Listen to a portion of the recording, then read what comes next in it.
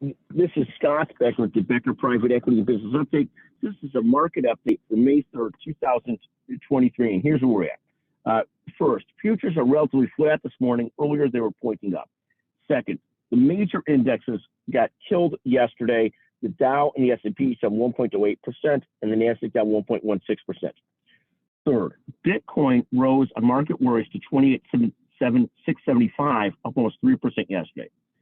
Fourth, the 10-year Treasury yield tumbled to 3.3%. It really expanded the inversion in the yield curve. We'll talk about that and why that's a big recessionary signal later.